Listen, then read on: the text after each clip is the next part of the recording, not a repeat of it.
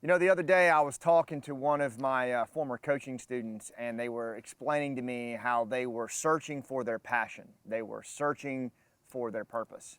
And I used to really resonate with that, but I've been learning some stuff in the last couple of years when it comes to purpose-based activities. And I'm reading a book right now by a guy named Dr. Benjamin Hardy called Personality Isn't Permanent. And he's really opened my eyes to this whole notion that we have to go find our purpose, or we have to go find our passion, or we have to discover what our personality is. The fact of the matter is, that's just not true. And the guy who has really embodied that in my life is my dad, Rex Mann.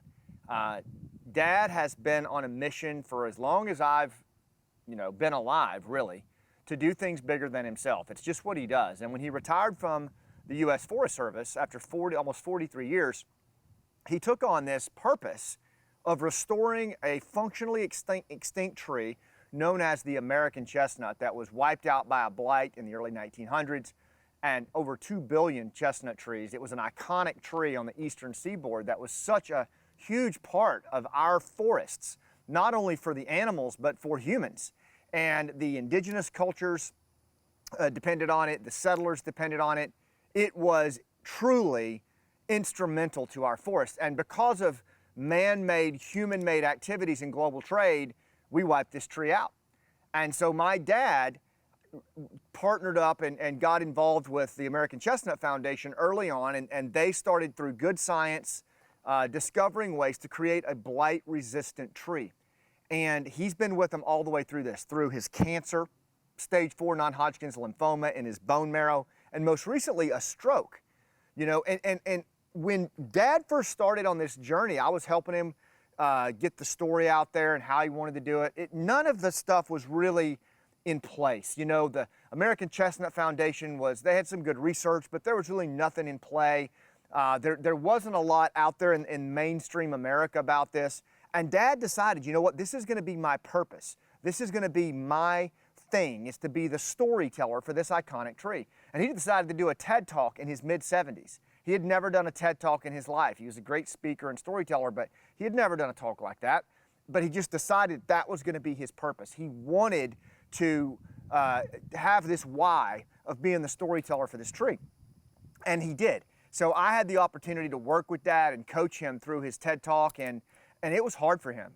He went through so much, so many reps that he did, and so much frustration. And finally, when he took that red circle, he got a huge standing ovation, and that thing has got lots of views now, and it's actually led to tons of donor money, and I think in many ways has opened people's eyes to the fact that this is actually a real possibility. Well, Dad didn't stop there. Next, he decided that he wanted to work with an indigenous group, the Eastern Band Cherokee, in the mountains where he's from, to try to get them to lead the effort in restoring this tree, actually doing orchards and putting it in the woods. And damn if he didn't do it. Right? We went through kind of the rooftop process of human connection, and we rekindled old relationships that existed with his dad and some of the Cherokee elders. And just recently, he's been establishing, opportunities for them to lead in this effort.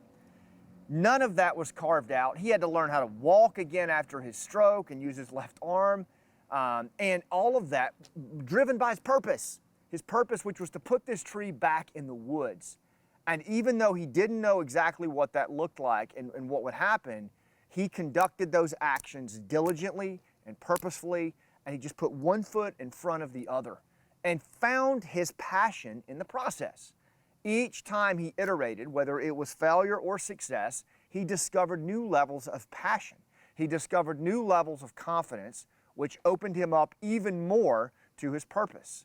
And, I really believe that's the way it goes. I discovered the same thing when we did village stability operations in Afghanistan. I saw the same thing when I wrote the play Last Out. I'd never been a playwright. I had never acted before, but I could see it in my mind's eye. I could see this purpose that I wanted to inform Americans about the cost of modern war. And just putting one foot in front of the other and iterating with fanatical focus on that purpose, and then the reps that go into it, the quality reps, and in just enduring the pain and the frustration that comes along with it, you start to develop that passion for it, and then that passion becomes rocket fuel. So this notion that you have to go off somewhere and find yourself and find your passion, I just don't buy it. I don't think that's the way it works. I think the universe rewards our passion through the purpose that we can envision for ourselves, and then the work that we do when no one's looking. The universe rewards that with passion. And what I'm here to tell you today as I sit here with this 112-degree fire to my back in Florida. Thanks, Wes. You know, I am so proud of what Dad's done, and we are at this point now with the American Chestnut that I wanted to take a vlog and talk to you, because my dad's work in this and the American Chestnut Foundation's work and the Eastern Band Cherokee's work, they're ready to put this thing in the woods.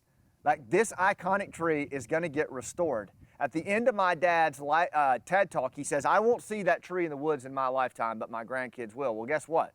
He's actually going to see it in the woods. He's going to see it in those Smoky Mountains. The Eastern Band Cherokee have slapped the table and they say, we will do the first research orchard. We will lead this effort, right? What an exciting, amazing thing in this time of bonding trust where we're separating and gapping from each other, that there's something we can all do, which is to put this tree back in the woods. So here's my ask of you.